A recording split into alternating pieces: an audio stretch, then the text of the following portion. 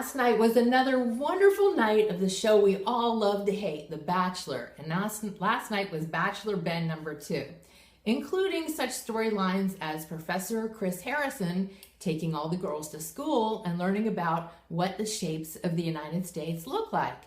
And they learned how to make a volcano erupt. That's really important to know how to make things erupt. I'm sure the girls all needed that lesson. Then there was the Love Lab where Ben walked around sniffing the girls, everything except one part, the most important part, Ben.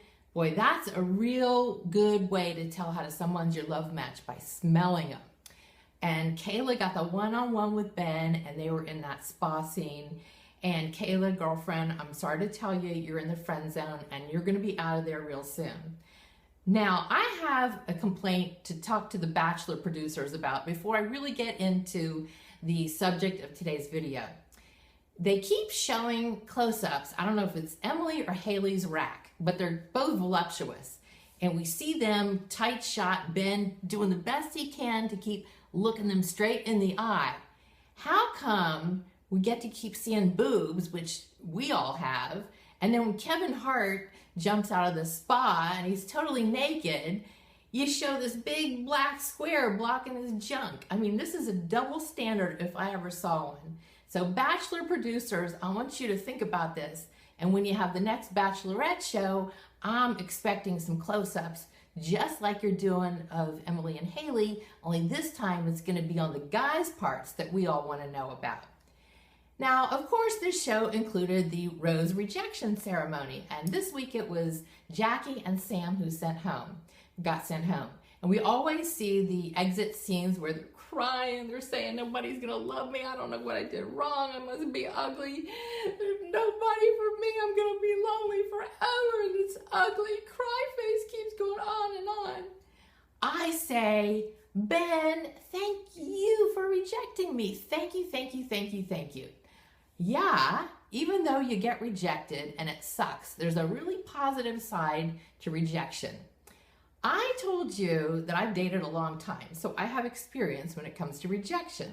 Now think back to the season with Juan Pablo when he picked Nikki. And the big beef between them is Juan Pablo could never say to Nikki, I love you. And eventually she told him, get lost.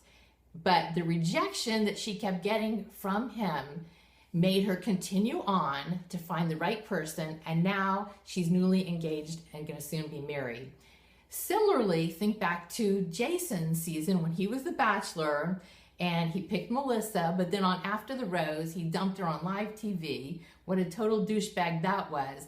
However, it forced Melissa to go on. Jason was not the right man for her, because if you don't want to want somebody, you can't make them love you. It's time to move on. And that's what she was forced to do. And now she's married and she has a couple kids and she's really happy. So thank you for the rejection, Juan Pablo. Thank you for the rejection, Jason.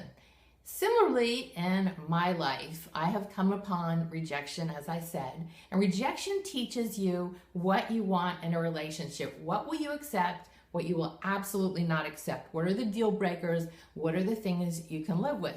And each one teaches you a little lesson that helps you get closer to recognize the right person when he or she comes along.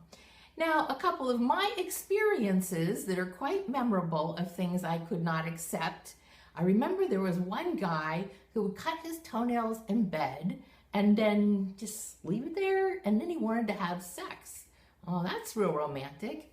And then there was another dude that we would go out and we'd have nice dinners, but he loved gravy on everything. Gravy everywhere. On whatever it was, he had to have gravy. And he had bread. He had to have bread. And what he would do is he'd take the bread and he'd soak it all up on his plate and then eat it. It was just gross. Plus, he would chew with his mouth open.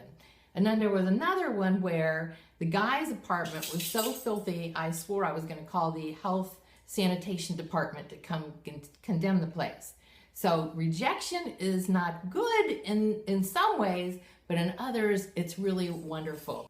So yeah, rejection sucks, but if you can flip it around and see it as an opportunity to help you pick up little pieces of information all along the way that help you really fine-tune the qualities and the characteristics that you look for in a special someone, and envision it as a journey, that as you go along this journey, each step you learn and you learn and then you learn, and then one day that person shows up and you go, wow, this really is the person I've been waiting for.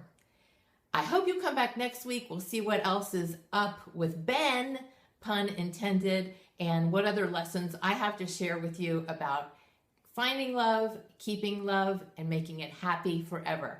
I'll see you next week.